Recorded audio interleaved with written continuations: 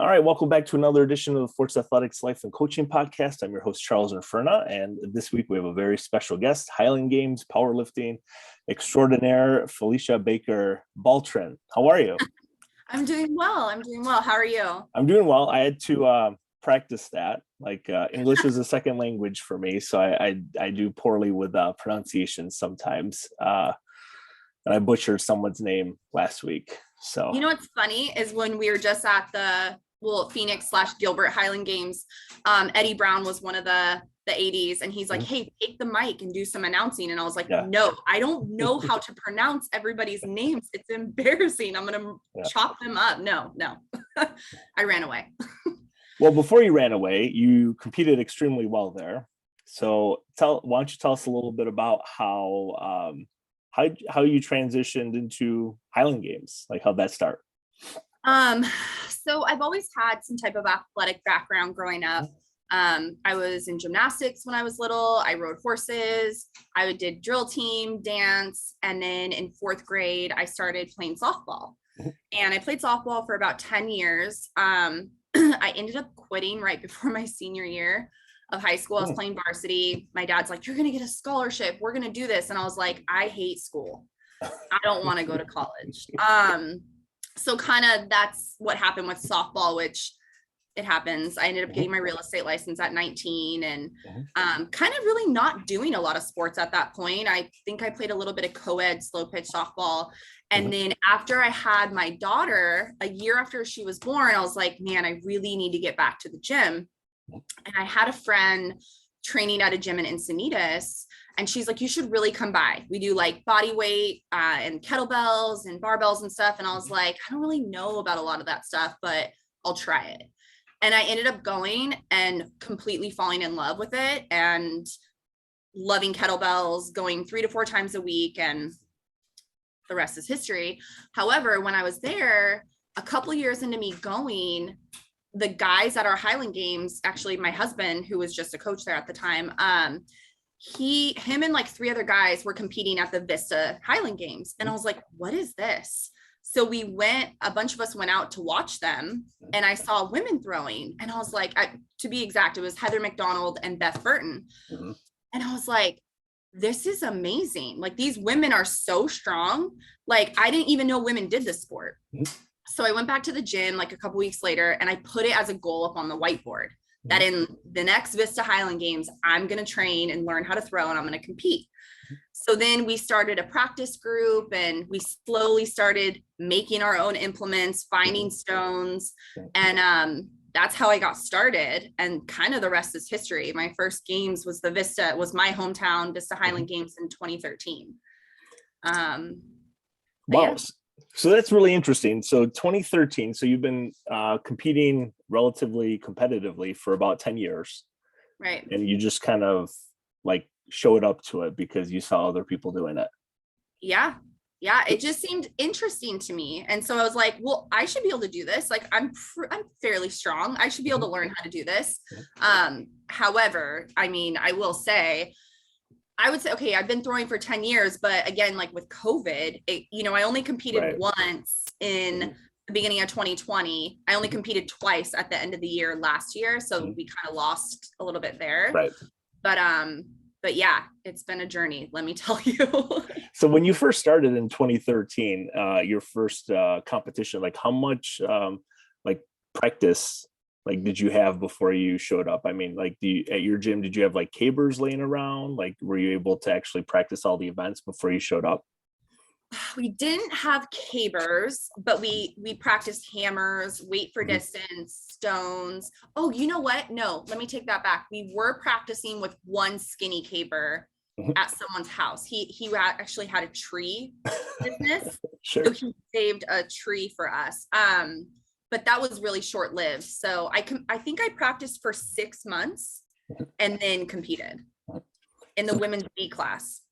So for those who don't know, like I spent some time talking to, I don't know if you're familiar with Matt Hant. He competes. Yeah. Okay, so Matt Yeah. is originally from this area, and he just Mhm. moved to I think Vermont, Rhode Island Yeah. area. With And Megan. yes, with Megan McKee, yes. So so Matt, when he was here, him and Paul Rose, another, I don't know if he's a little older than I am. He competed like Masters, Highland Games and things. So they had a little club around here and had, cabers and things kind of laying around, and it was pretty cool that there were meets all the time. I haven't, I'm kind of afraid to try now. Like, I don't know, like I just turned 40. I don't know if I think Should. I'd be a Masters, I guess, right? Yeah, you would Like, compete. You'd throw the 42 instead of the 56. oh, that'd be so great. Yeah. Yeah. That would be so great. Well, I'm so used to. I mean, I threw in college, and after like I threw 35-pound weight and 16 pound hammers and things. But the just the idea of starting with weight over height and like sheath and like all these things, just I don't know if it scares me as much as what it would take, like Mhm. to actually do all of that. So you trained for 6 months and you showed up to your first competition. Were you in like is it like A, B, C, D classes, or is it like You know, amateur? yeah, so the top obviously is like women's A. Mhm. There are a lot more elite games now where like women will get paid, but again, like women still don't have a pro class like the men do.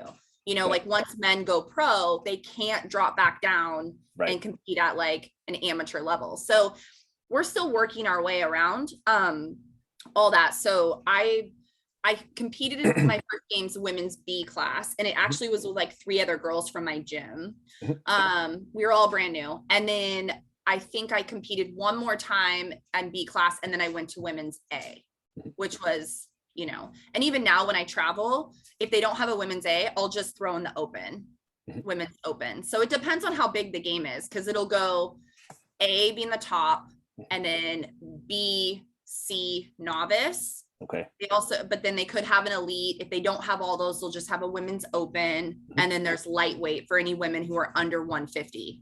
Okay. And men, they have lightweight men, which is 200 and below. So it's similar to powerlifting. Like as far as like there's a couple of weight classes, and then you can compete amateur, Yeah, with more elite, powerlifting, more not. yeah, with powerlifting, it's strictly weight classes. With Highland Games, it's only lightweight. That's it. Okay. And then That's it's it. everything else is above. So I've typically been like a smaller thrower, even when I first started. I only weighed like 150 pounds when I started, and I was throwing with, you know, like women who were just crushing it. And then I wanted world records and lightweight. So after I put on a little bit of muscle, I ended up cutting after I competed at the Arnold. I cut like 13 pounds, and then I competed 3 competitions at lightweight to break world records, and then I was done after that. Done with lightweight. So you cut. How long ago was that you kind of went through that process? I threw at the Arnold in 2018. I think the last time I cut was 2018 for lightweight. So you'd been competing 5 years before you thought, we'll try for these world records and things, Mm-hmm. kind of. Mm-hmm. So when you first start and you compete, there's 3 other people from your gym. What were you expecting versus like what was the reality of the competition? Like, did you have like, oh, this is going to be fine, like you just put the shot even though it's sort of stone and like. Yeah, I mean, we practiced a lot. At that point, we were practicing twice a week, like once Wednesday afternoons, and then almost full days, like on Saturdays or Sundays. Mhm. So I had a lot of like time to work with the implements. I felt like a fish out of water. I'm not gonna lie. It's so awkward. There's so much technique to Highland Games and to throwing, like, in general. And I think that's like the hardest part, is that I just wasn't sure how I was gonna do. I ended up winning my class, but I think I surprised myself because I did fairly well, but it just definitely, when I look back at those videos, I like cringe. So so you started, and it's so intriguing to me, and it's what I just find this stuff fascinating, that Yeah. somebody transitions to something brand new and they take to it really well. Like like what do you attribute that to, do you think? Like, because softball to Highland games and powerlifting, it's really, I mean, it's totally different worlds, right? Yeah, it is. But I think that because I've always been somewhat athletic, Mhm. that I'm very competitive. So when it comes to any type of sport that I've ever decided to do, and I say, hey, I'm going to do this and I make it a goal, Mhm. there's nothing more than I want to win or do the best that I can in that. Mhm. So I think that the drive of that to suck at something so bad and try to just keep pushing and getting in the reps Mhm.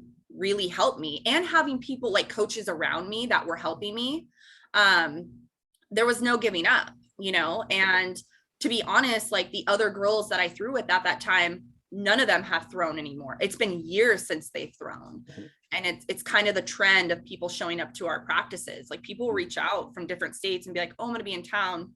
Mhm. Can we come throw? And I'm like, yeah, the more the merrier. Awesome. Come. Mhm. But it's like people show up and then they don't come back, because I think people realize that Right. you can be strong, but you need to have strength and technique Mhm. to do well in the Highland Mhm. games or throwing. And I was going to ask you that. Like, I don't know, on social media, I've seen a lot with, like, I coach throwers and track and field and things. Right. And there's a lot of, I don't want to say like misconceptions, but, you have to be this strong to throw the women's discus this far, or you have to be this strong to throw the men's shot put this far. Is that necessarily like the same with Highland games? I mean, you're an elite level power lifter too, so that helps. But I wouldn't say I'm elite level. Like I definitely don't have well, an elite total yet. But I'm 100 pounds shy of that. We're working on it though. I mean, you're close. I mean, let's say you're in, Yeah. top 1% there. But it is a lot of technique though. So it's not Yeah. something that really you can just show up one day and say, all right, I'm going to do these 10 events and see what happens. Mm-hmm. So when you started competing, you were in the B class, Mm-hmm. and then when you make the transition to A, is it based on like the scoring is based on like points, like you can earn more points in the A, or you're just it's more competitive, like there's more people that are around the same level as you? Yeah, it was more so that it was just better suited for, it was more competitive. And also, it depends on the competition. And when I started, there wasn't as many women competing. There was a good amount, but there wasn't as many women competing as there is now. Mhm. So now we're able to fill up more classes, Mhm. but the whole purpose of like moving people into like upper categories or whatnot would be to like make it fair for the people below who Sure. are also kind of starting out and trying to go in like a B or a C. So I wasn't even sure that it was me making the decision. I think it was an AD when I went to my next competition was like, hey, we're going to move you here. Mhm. And then you kind of get put there, Mhm. because So when you got put there, what competition, like, so I think I've interviewed let's see, Adrian Blewett. So have you she's competed? like literally the queen of Highland games. But she, so So so would you, like, you'd be competing at that almost like that type of level then, right? Like at some of those big yeah, games. which is ridiculous because I didn't meet her for a very long time. Just because like West Coast, Midwest and East, like there's Right. just different games that people travel to. I think I met her for the first time in Portland, Oregon when I went to compete. She was competing. They actually had an elite women's group, and I was competing in the A class below that. Mhm. But yeah, I would say she is like the greatest of all time, like to Mhm. this day. So she's like the highest level. I'm still not to that level, but she would probably be always competing at that highest level, and I would always be below her. Mhm. Now we throw in the same group. Mhm. But at that time when I was still newer in the first Sure. few years, yeah, like there was some elite competitions that I would see her at, and I wouldn't be throwing with them. I would be in the A class or women's open, and she would be in the elite class. So when you do throw in the competitions, do you do throw with everybody within your class, or is it just everybody's going to throw the stone at this time, everyone's going to do the lightweight hammer at this time, and then you separate by class after the fact? Is that kind of like No, how you the stick games with go? your class. You You have to stick with the stick. class. Yeah, because each class has a judge. Mhm. So that judge has to follow you all day. You have a specific order, it's drop order. So like, say I started with the first event, I'd be going last for the next event. Okay. So it's drop order. At games that have enough volunteers, we'll have somebody shag and mark our, measure our throws, but sometimes we have to do that for each other. But it just depends. But yeah, you always stick with your class. Sometimes if there's two really small classes, they'll put two classes together. But typically you want to keep like lightweight women and masters together because they throw the same weights. Sure. Like we wouldn't necessarily throw with lightweight because they throw a different heavy and a different wob, but they can if they're short on people. So when you compete and you make this transition and you're competing in the A class, so when did you like realize like I might be like really good at this someday? Like, was it the first competition, or like how many meets or games did you compete in rather before you thought I'm going to stick around for a while? I don't know. I would have to say like after my first couple of seasons, sorry, literally my cat, he is such an attention whore. You got to get down. I would say after my first couple of seasons, I just thought, wow, like I never thought of myself as like an Adrian level, but I was like, I'm decent for not throwing in college. I'm decent, but I knew, and still to this day, I knew that if I wanted to be the top 10 in Highland games, I'm going to have better stones. So, I think that it's that thing with athletes where we never are satisfied. So I never sit there and be like, yeah, Felicia, you're so good.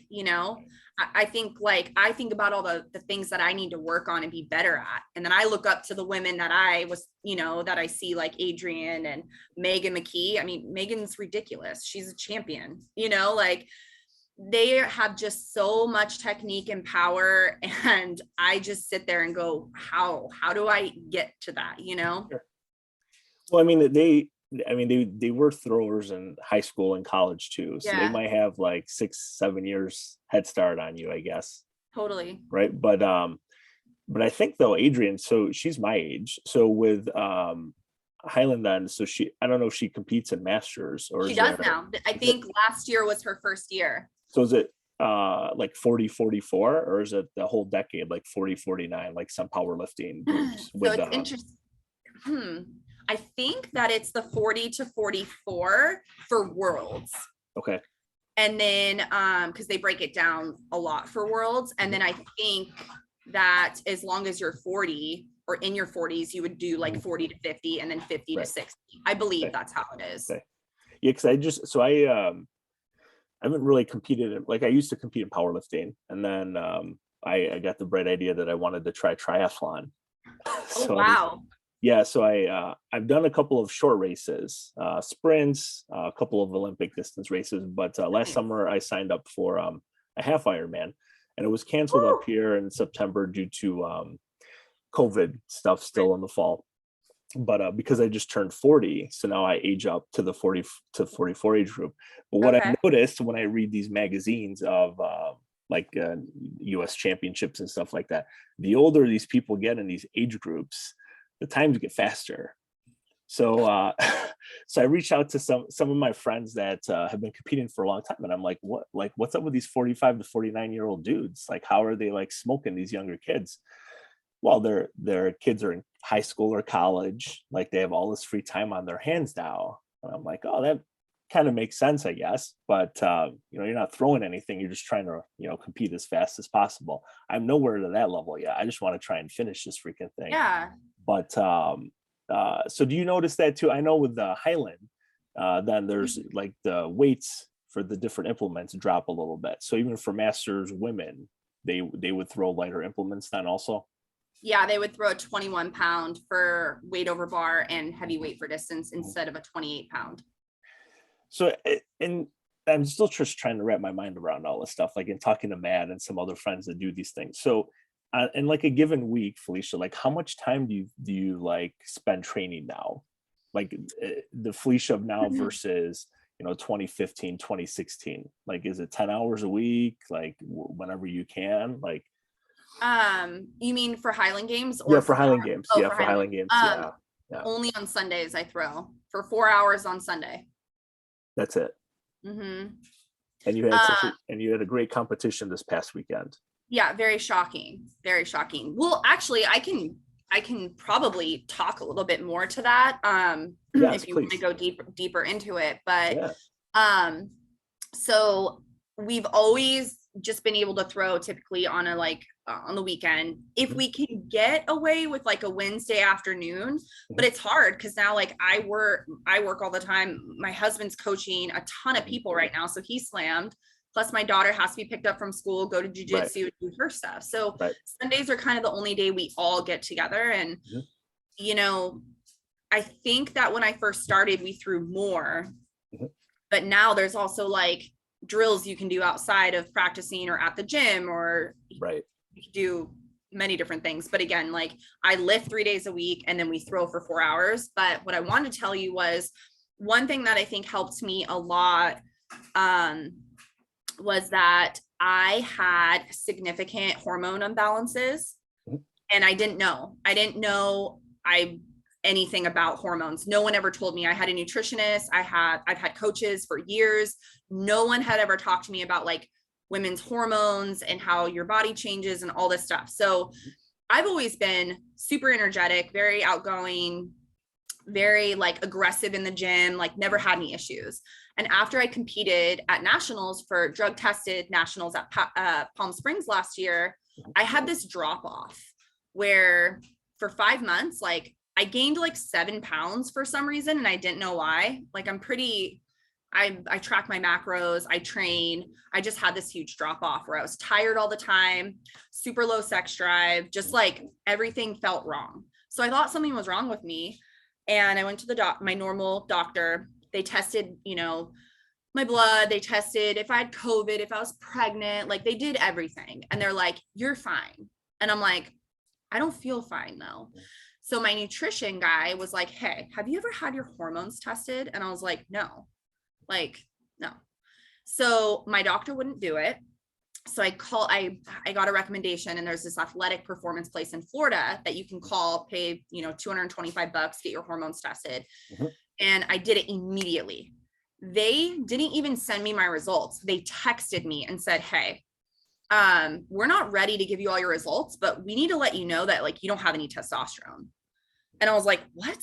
That's like impossible. Like I would think that I would be flowing with testosterone, like pretty healthy, whatever. And they're like, no, it's like bad. And I was like, what am I? And they're like, you have 5. You're a 5. And I was like, out of what? Like, what am I comparing this to? And when you look online, you Google, they say like 8 to 60 is a normal range. And I'm not knowing like what to think about it. And so I kind of started like doing some research and then got connected with a fertility doctor in San Diego. And I went to his office and he read all my results and he's like, you have to get TRT, like if you want to feel better. And I'm like kind of an emotional wreck about it because I've always been like a drug tested athlete. Right.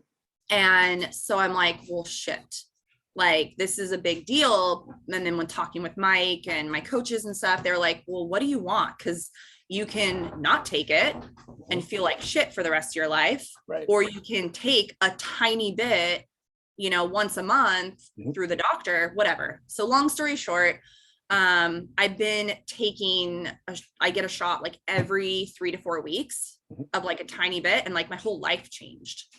Like I feel normal again, so I think that part of the issue with me with competing and powerlifting and Highland games is that I had this like significant drop off and I didn't know what was wrong with me. So balancing everything back out has kind of just made me this, I'm just feel more motivated. And I don't know, I wouldn't say that the strength carryover has been anything like, it's not crazy. It's me. I'm just more motivated, like I haven't had all these crazy strength gains. Like nothing's been crazy. It's just been me more consistent, wanting to go to the gym, wanting to like push it, learn more, get more throws in. I think it just really helped with all that, but it definitely screwed me up for a while. I mean, it's great that you're able, I mean, that you would advocate for yourself. Like I tell my college kids all the time, you know, you got to be honest and forthcoming. And if a professor, you know, you just, you know, have honest conversations with them.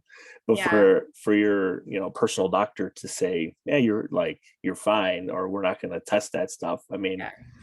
I mean, you're not older than me. So I mean, I'm there's no reason 35. right. So it's not like, you know, Yeah. you know, Well, and I think the sad part about it is that they say like that your regular doctor will say, well, women don't even need it. Why are you worried about it? And I don't want to work with anybody who has that mindset, because it's not the right doctor for me. It's just, there's so many athletes out there, and like women who go to the doctor, and doctors will weigh them and be like, oh, technically you're obese because you're BMI. And it's just like, there's so much that goes into, you know, and I guess it's a deeper conversation for another day, so to say, but it's just a lot that women go through, you know, especially like being throwers and being tall and being strong, and then having people kind of judge you or say, you know, and then you leave going, am I overweight? Am I this? Am I that? Or I can't get the help I need. I had to pay $500 just to figure out what was wrong with me out of pocket. And now I pay out of pocket every single month to get the shot. You know, like there isn't like, it's not covered. Right. Yeah. So, yeah, I mean, and I think that it's been a game changer, and I want to be an advocate for other women who are in that position, because it's just not worth it. Like I was definitely on the borderline, like depression, because I literally couldn't figure out what was wrong. And Mike and I talk about it all the time, is that people don't always go the extra mile to find out what's wrong. Right.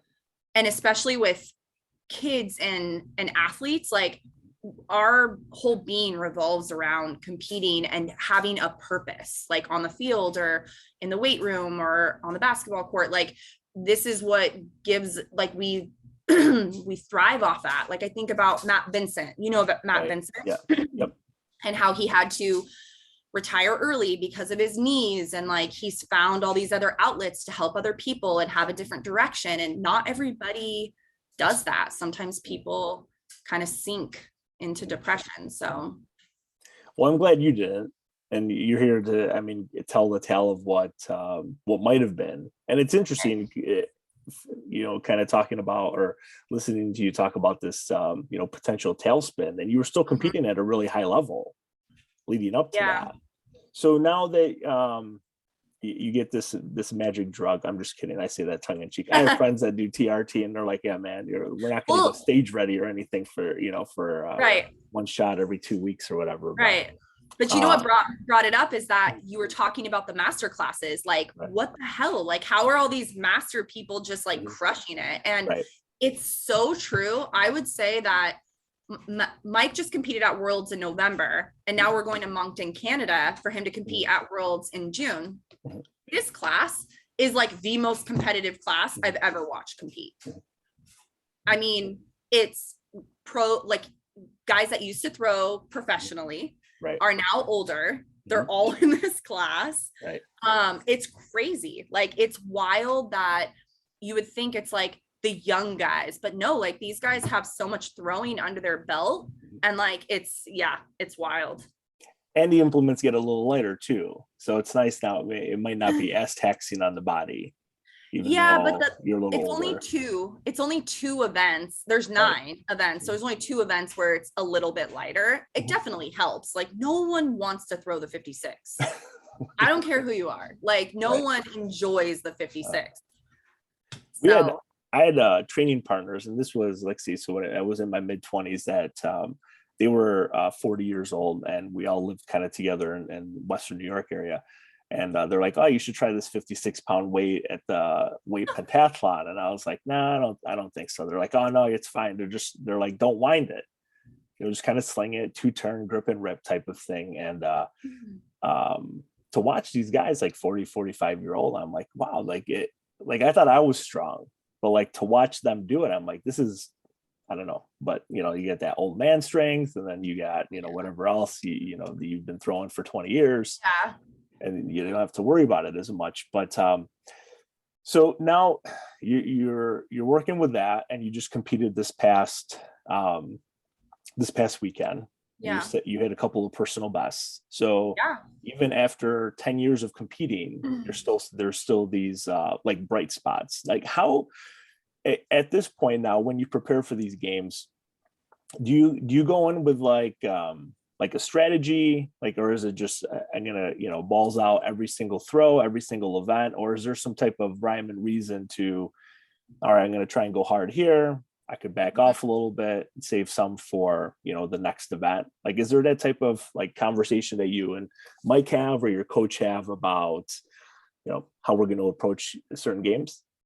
Yeah, I think I have a strategy in the sense like I have I have all my cues like in my phone. So I make sure to like visualize. I'm really big into like manifesting what I want and visualizing. So that's like the night before if I'm in a hotel or at home, even like as I'm walking around warming up before the games even start, I'm like picturing me throwing and being like successful. However, it's interesting because like if we go traditional order, then stones go first. So you're going to do Braemar and then you're going to do open stone. So in Phoenix or Gilbert, my stones were not good at all. So I started off the day just kind of like, like great, here we go. Like not a good start to the day. I was very middle of the pack there out of 10 women. Now, where I think I push it and pull it back is going to be at weights, like weight for distance. My first throw, I don't feel like I go balls out because I just want to get a mark on the board, but you still try. If I feel the groove and I feel like I'm within the trig is, and I'll push it. And then like at this last games, I think of the girl, one of the girls was ahead of me. I think she threw like a 41 heavyweight for distance. And I was like, all right, well, my PR is like 43 and change. And I was like, all right, push it, Felicia. Like, if you really want this, like do what you do best and push it. So on my last throw, I like pushed it and I got 42 and some change. And I was like, yeah, like so excited. And then she went and I think she got like 43 to 45. I don't know, but she ended up beating me, which is fine. I came in second. But like, that is where I kind of like pick and choose where to step on the gas. And then if you win an event, you can take extra throws. Oh, I didn't know that. So yeah. So you take like, how many extra throws? Is it just like one or two? You can Like, get how does it? You can get 3 extra throws. Yeah. Wow. And yeah, you could potentially go for a field record, or if you hit something, if you hit like a better throw than when you were throwing in the competition with your, that also goes down in the record book. So that's where strategy comes in too. Like when I lose an event and like technically somebody else wins, I want them to take extra throws, like tire yourself out, go, go, go, I didn't think of that. Yeah. But sometimes if I feel like I can win the competition, but I should just push it a little bit to get extra marks, I'll do extra throws. But if there's a lot of the day left and I know that I'm really close in points, I might not take extra throws. It just depends on what the event is. Like heavyweight takes more out of me, so I might pass if I win. Lightweight, I would take extra throws because it's only 14 pounds. Right. Hammers, I love hammers. They're my favorite. So I would probably take extra throws there, but I just have to strategize because how tired are you? How hot is it? Right. Like there's so much that goes into it. And I know for some people they could care less. They just go and they throw, and that's fine. But for me, like I need to get to the women's world championship at the end of the year. So I need to win competitions, but also like I need PRs because my numbers need to be better in order to get there. So the strategy comes into, it's not how many first place you get. That doesn't send you to worlds. It's your marks. So if I need to take extras, I'll take extras in that area.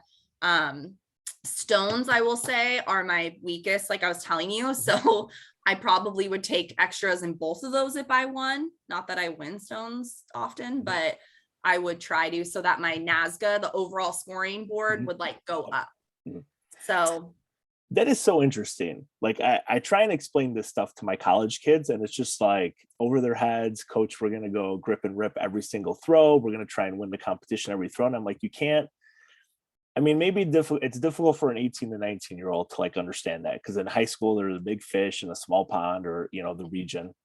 And then all of a sudden you're like, in our area, there's a couple of colleges that just churn out really good collegiate throwers Mhm. at the D3 level. They have 2 or 3 kids go to nationals every year, and it's just going to happen. And unfortunately, sometimes we lose 2 years at freshman sophomore year because they think they have to go all out every single time, where hey, you can throw 10 feet under your personal best in the hammer and still win. Like, it doesn't Mhm. matter. Like, you have to throw far twice to get to nationals, and then at nationals if you want an all-American or whatever. But Right. it's nice to hear it from another adult.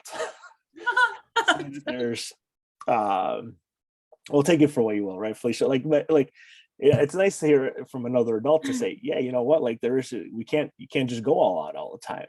Like, you do have to kind of Yeah. like pick and choose when you're going to try and Yeah. go hard. I was definitely your 18, 19-year-old kids that you're talking about, though. Like playing softball, there was no breaks. It was like, we're going fucking hard at all times. Right, And I right, think that my life was like that for so long growing up. Is like, I've always wanted to like go, go, go, go, go. My dad right. would always say that you're always going somewhere, always doing something. You're always like, and now I just know that there's only so much in the cup Mhm. until there's a breakdown. Right. And it's funny because I feel like I'm so much more strategic now as an adult athlete Mhm. versus like a Right. kid. Mhm. I mean, even now, Mike and I were just talking before we hopped on about he's listening to a podcast right now where this marathon runner talks about like carbing up like multiple days before his run and not just the night before. Right. And I was telling him like, well, I have super heavy deadlifts tomorrow. So like yesterday and today, I have to make sure my food is 100% on point, Right. because if I go to pull tomorrow, there's no chance I'm going to have a good pull day unless like my eating has been on point for multiple days. Like, it's not a night before you eat pasta and then go run track and, Right. Right. So so it's not like Michael Scott in The Office, right, where he has some parm before no, he goes out and runs the race there. I can't think of what it is right now, but that's what no, I know exactly what you're yeah. talking about. No, for sure. But it's funny. I guess we're just more serious now. I mean, Mike was, he went to college and played hockey since he was a little boy all the way through college, and super diligent about all that. But I just feel like as adults, and maybe it's us grasping that like last bit of competition and athleticism we have. I don't know.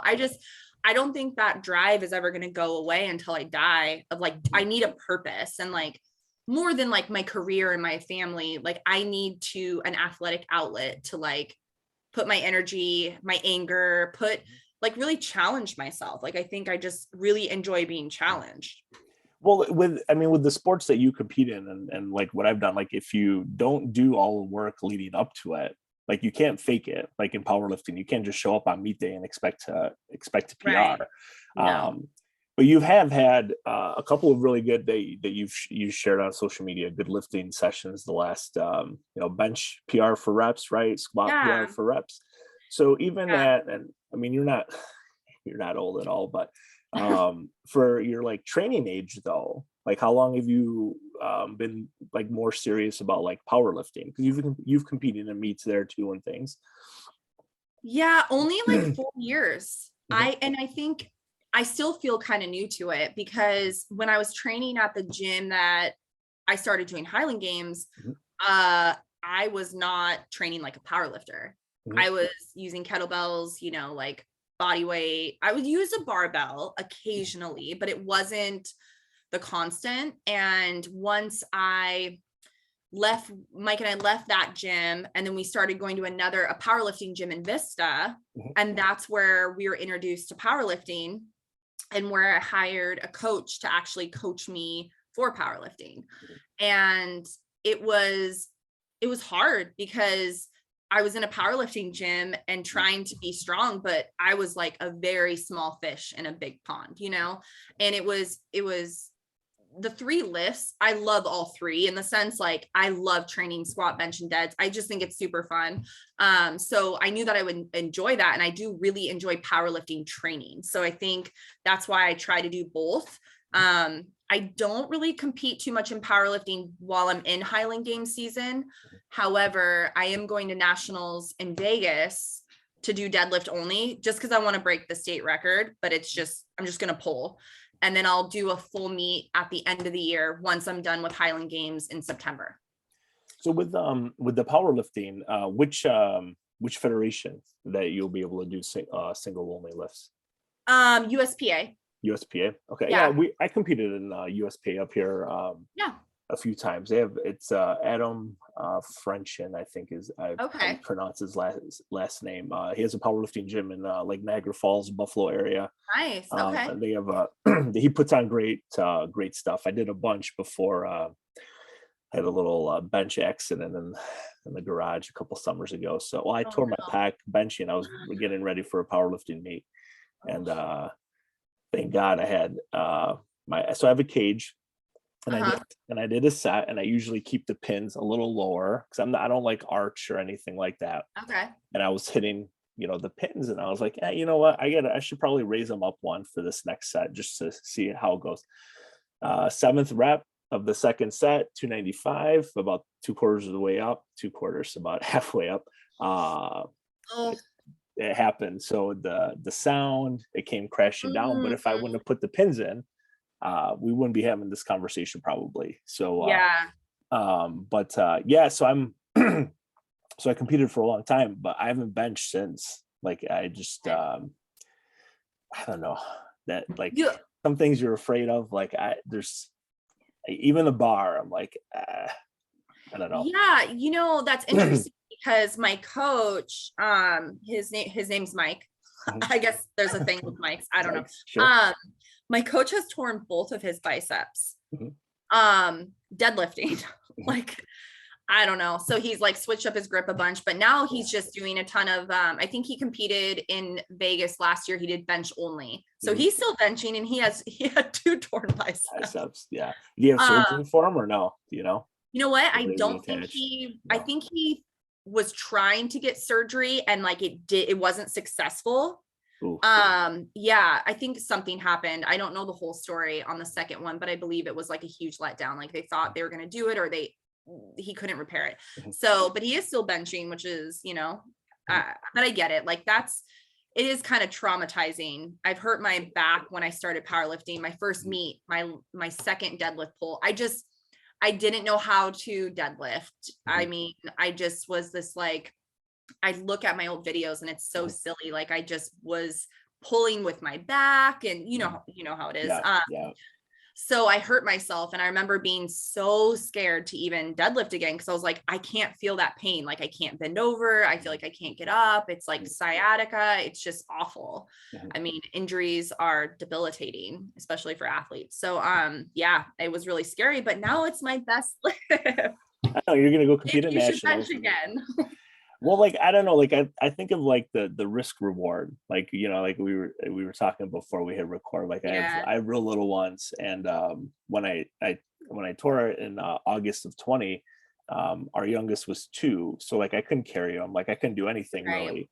But because it was like during the COVID stuff, I was home from work, and he was not quite in childcare, so I was helping out. Like I watched him, and it was kind of cool. Him and we would just hang out and stuff, but like I couldn't do anything. Like I could barely change his diaper. And now it's like, okay, if I'm going to compete in triathlon, like I don't need to bench. I haven't deadlifted, and I don't even remember. But I look at it more of like in those regards, like, is it really like worth it anymore? But then I see, even though I tell my athletes, like, social media, like it's bad sometimes. Like I get caught up in it too. I'm like, how do these guys tear both pecs? Like they're benching more than they were, but like when they tore it and stuff. And I'm like, I can barely do a push-up, let alone try and bench 400 pounds again. But so with powerlifting, so you train 3 days a week powerlifting. You do a week, one training session of throwing for Highland. How many like competitions do you compete in? Like Matt Hand once told me that he did like 21 competitions one summer, and I was like, that's like ridiculous. Like no, that's absolutely insane. Like when did he go to Scotland, or he did it here? So he would do let's see. There was a bunch of I don't want to say like amateur competitions here. I only chuckle at your cat. Between him and Paul, they'd set up like 6 competitions between July and August. So you would compete basically like every weekend out here. And then there were a couple meets out in like the Buffalo, Niagara Falls area. Were they backyard games? I don't. That's Like, a lot of festivals in one. I mean, I don't even know if they're full festivals, because technically you can have a backyard games if you meet the qualifications, like at least 10 people, like you have to have a judge. Yeah. So they would have that. It was part of like a festival. So they had one was like in Monday, like it was legit, because they would the scoring system that you mentioned before, like they would get points for that, for like competing and like trying to do certain things. So like in a given year for you, like maybe a dozen times do you compete? Not even that. No. Not even that. No. We compete typically like, I would say 6 to 7 times. Because we typically start in February. We used to start in February, but that games is kind of on hold right now. So Phoenix or March has been our season opener. And then we typically close with Pleasanton in September so that we can have an off season. So some people never stop. So they're still competing in January, February, October, November, December. Right. And then also if you go to Scotland and you throw like on the circuit, I mean, you'll throw multiple times a week in games for, for all summer. We haven't done that.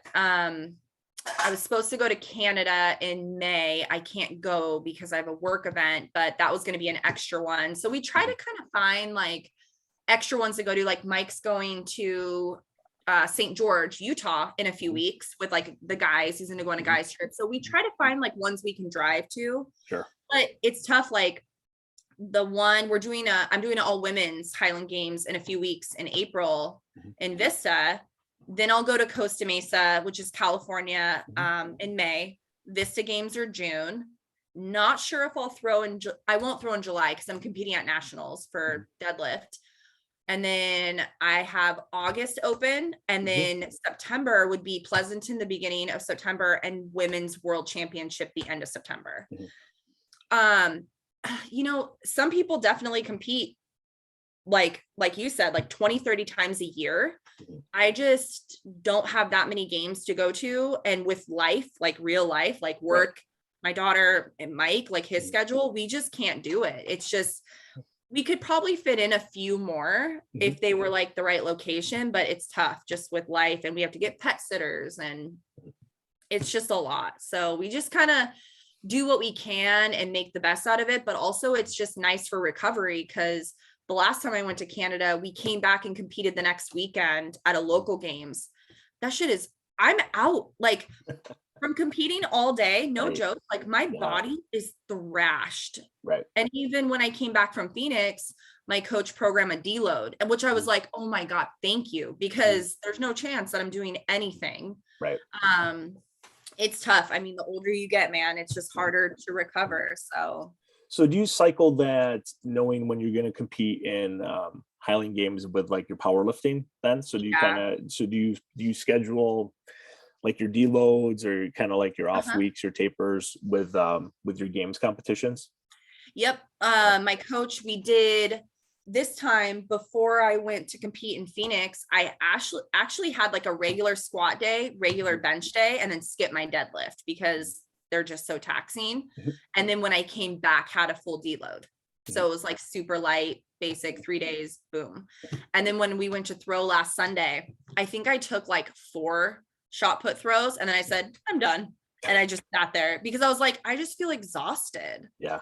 My body was just, it takes like a week for me to recover from throwing, like trying that hard. Like when you're competing and you start at 9 a.m. and you're not technically getting done till like sometimes 3 or 4, right? It's just a really long day. So I think the effort, and then I was there the whole next day for Mike to compete in the sun, and then we drove home. It was just, it's a lot. So when you talk about life, like how, like you have a full-time job and you compete in powerlifting and Highland Games, and you have a husband and a child, like how do you do that? Like where, like, I don't know, like I like where do you find the time sometimes to get all this stuff done? To be honest, like the way I look at training is the same way I look at work. That has been the biggest change for me when I started lifting weights and training was like, hey, if you decide to skip a day, which there's 7 days in a week, 3 days is not that much. You have to make it up somewhere else. So like, I just make it mandatory for me that, hey, you have to hit your 3 days. So, and I don't do the same 3 days every week. I try, but like I have meetings at night sometimes for work. So I have to kind of like depend, but I also have I'm in sales. So I have a very flexible work schedule. So if I know that my daughter is going to be at jujitsu till 5:45 at night, and I have a pocket, of time in the day, I'm like, hey babe, I'm going to go to the gym in the middle of the day. So we kind of just make it work that way. I mean, we're pretty normal otherwise, like we're cooking, we're cleaning, we're training, we're doing homework, we're doing things like that, but we kind of just make it work. We go to bed early, sleep's like everything to me. I try to sleep like at least 8 to 9 hours a night. But yeah, I think that it's just our schedule has been so chaotic and crazy forever, like we try to have like chill weekends where it's like, don't plan anything, don't do anything. Like we want nothing to do on Saturday, but you just make it work. And I think if you want something so bad, like I've always felt like an underdog. Well, I do feel like I'm more than an underdog now with Highland games. Like I definitely know I'm a good competitor, but with powerlifting, I feel just so behind and such an underdog. And there's been so much stuff that's happened since I've come into the powerlifting world.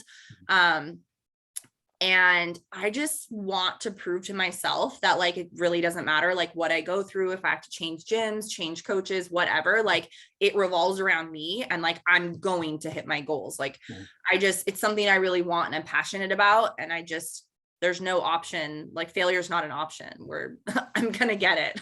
Well, I'm happy you mentioned that. Like we were talking a little bit before we hit record about like research and stuff like that. And I just started reading. I don't know if you're familiar with Trevor Moawad. He wrote the book "It Takes What It Takes." He did a lot of work with Russell Wilson, the quarterback for the Seahawks. And in his latest book, he talks about like the illusion of choice and like what the consequences are if you don't make that decision as opposed to like if you do. And it's interesting. So I got home from work today and our oldest is 8 and I said, oh, Daddy's going to go for a run quick and then we'll come home and have dinner.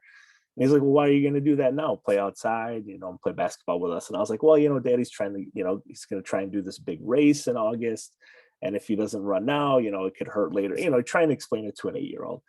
And he's like, so I guess you have a choice then if you want to or not. And I was like, yeah, buddy, like we have a choice. And I'm glad you say that because it really, like, it is like, if you don't do it, then it kind of like coincides with your expectations. Like you mentioned before, like you're going to, compete in world championships and stuff. But if you blow off a Monday, squat session and then I'm going to blow off another one and then another one. And then all of a sudden it's like, oh boy, like you just kind of like spiral into this stuff. But so do you, when you plan out your goals and you list this stuff out, do you is it a conversation with you and Mike? Do you guys say, okay, these were my PRs last year, I want to try and like raise my average in certain things? Like how, I don't want to get too much into the weeds here, but it's just so fascinating to me, like how the stories for like elite level athletes, like it's always similar.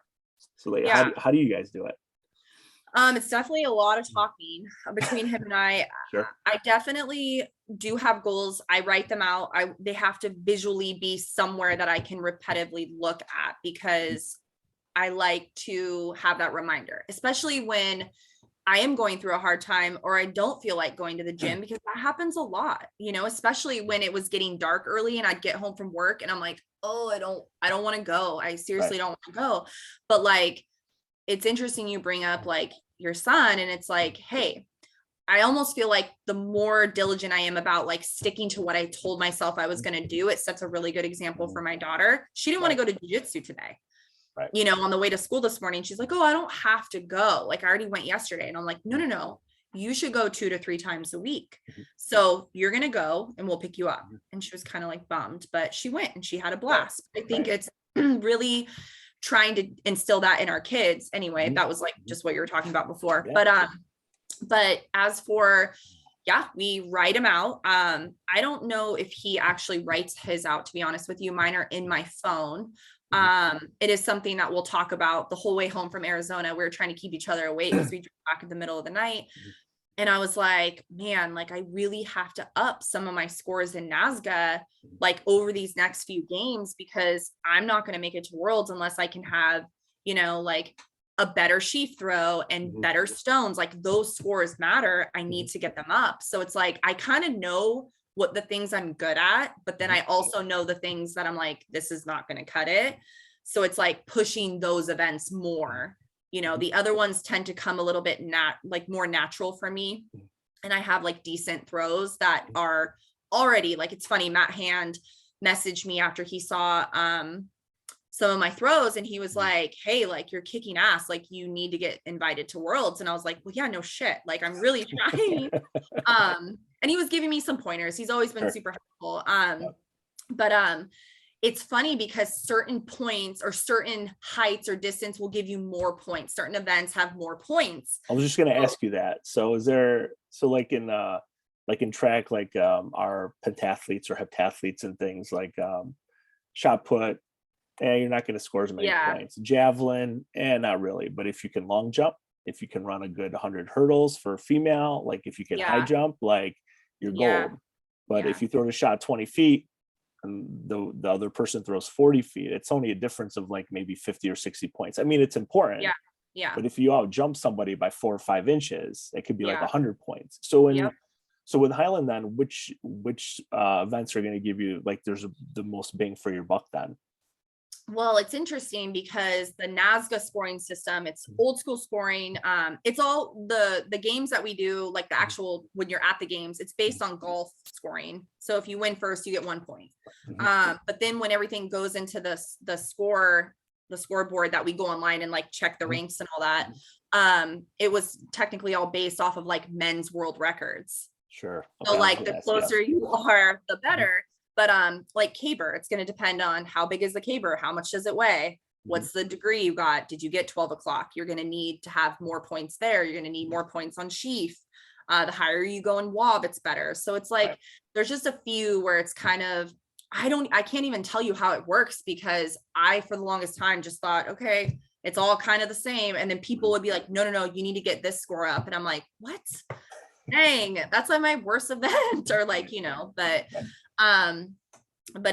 so it's interesting. I think Matt was telling me when he messaged me, he's like, you got to get your sheath like score up a little more. And I'm like, damn, I just PR'd. Like I didn't PR for so many years. I mean, it's coming together now, but it's just these little freaking details that take you to the next level.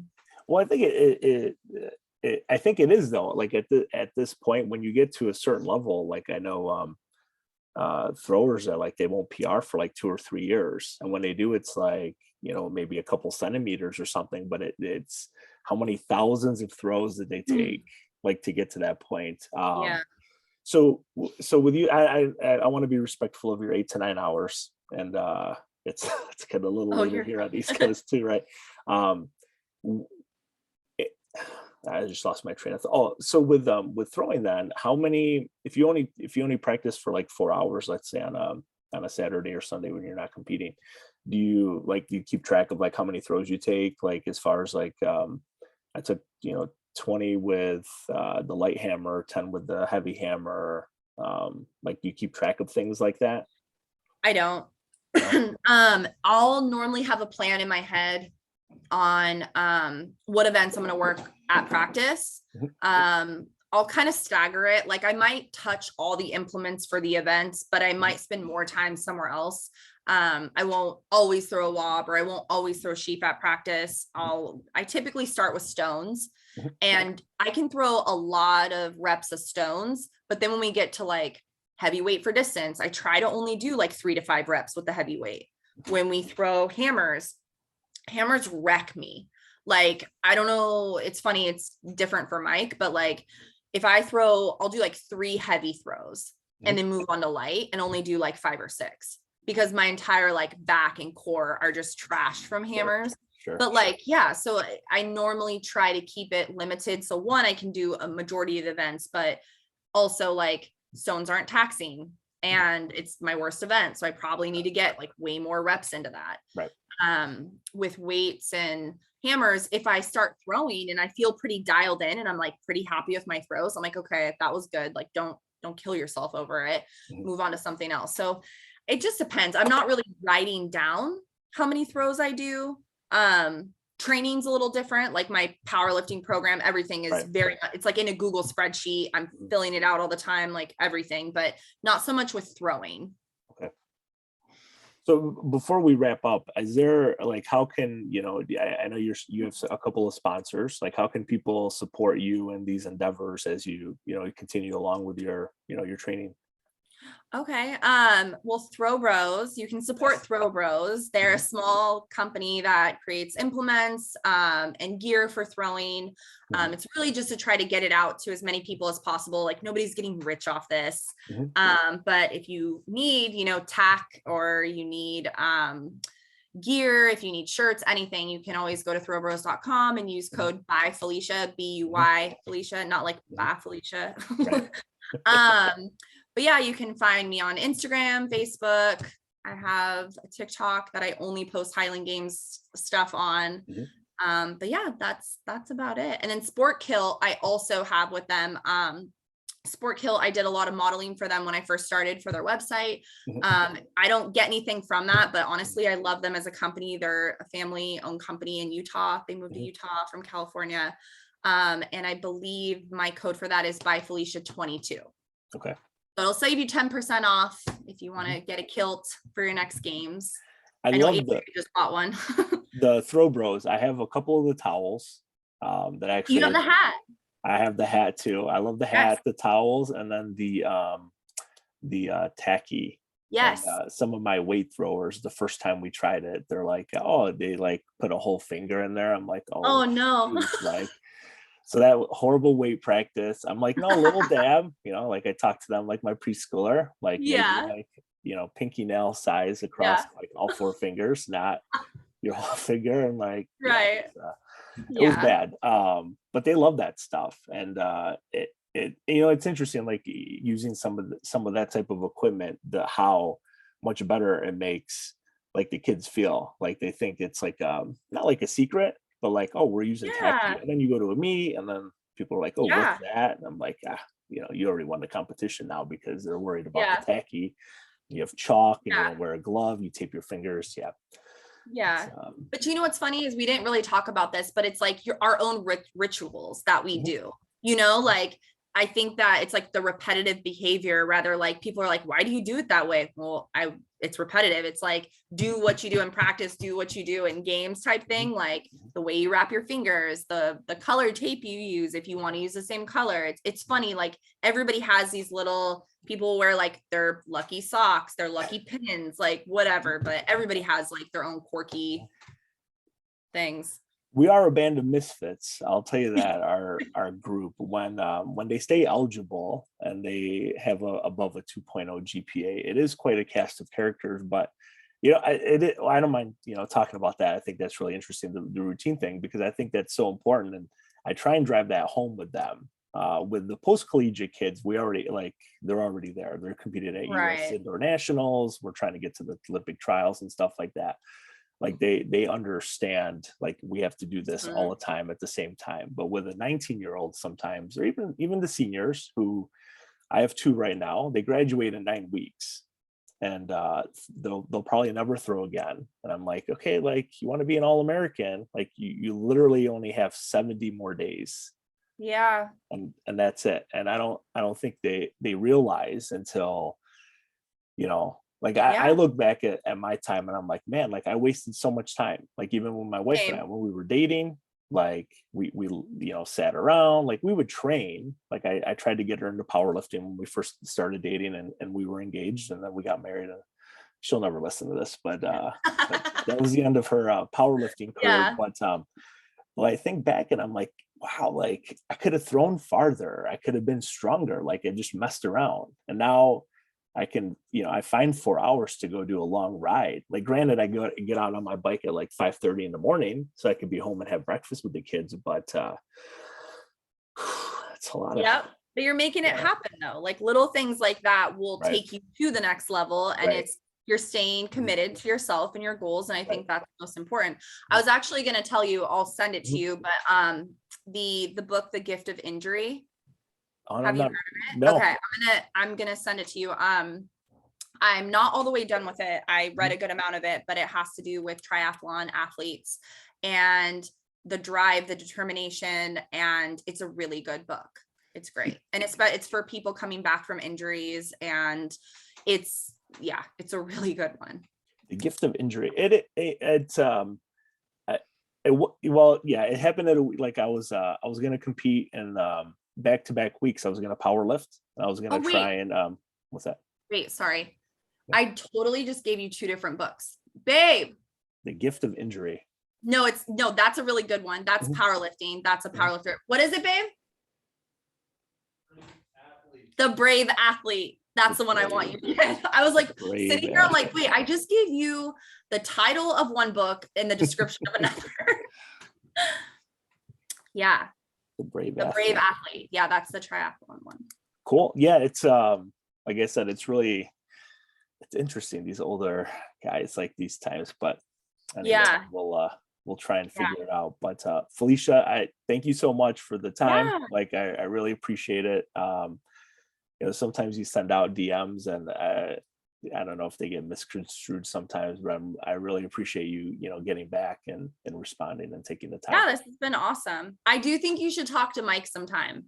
I was just gonna ask, like maybe after he competes this weekend, next weekend. No. He doesn't compete until when he goes to St. George, it's in April. But so we have plenty of time then. Yeah, I think you guys would have a lot of similarities in the way, like he doesn't bench, deadlift, or squat. He does very modified training because again, like risk first reward type. I just think you guys would have like an awesome conversation. But he does caber, which he does. He's very good at caber. He's really good. I've seen that, and that's where, like, oh my gosh, like you're lifting a tree. Like that's what Matt and Paul had. They would cut down trees or have people cut them down for them. But could talk about that next time, I guess. Yeah, for sure. Yeah, just send a message. I will. Thank you so much again. I really appreciate it. You got it. It was a lot of fun. Thanks. Thanks. Bye.